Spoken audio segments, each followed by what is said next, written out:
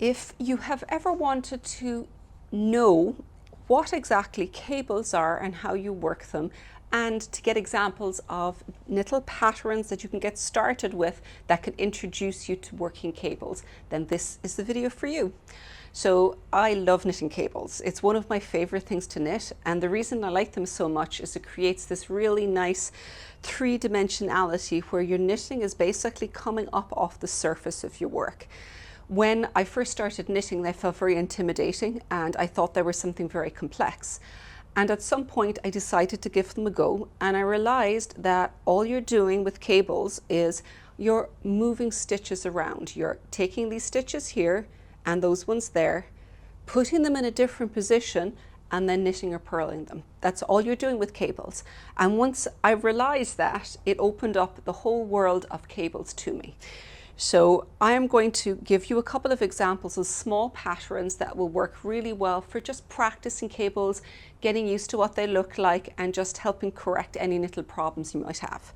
The first of these is Peterswell. This is the mitt, and here is the Peterswell cowl, where the mitt is probably an easier one to get started with because it's just one single cable in the middle here. And you'll start by learning how to add extra increases, moving from the ribbing into the cable so that it doesn't draw in too much. Then learn how to do just one little cable panel, and then eventually decreasing so those cables run straight into the ribbing at the end. You've got a little bit extra to work with here because you're also doing some increases for your thumb, but the actual cabling just forms one section in the middle. So just a small bit of cabling to focus on with this. The other example that I have here that is a great one to start with is the Inish Moore hat and mitts set. So this here has got, again, very similar to the other one, you've got just one cable in the front, and this has got a very large cable that crosses over each other. And as you're working this, the biggest challenge is going to be the number of stitches you've got moving over.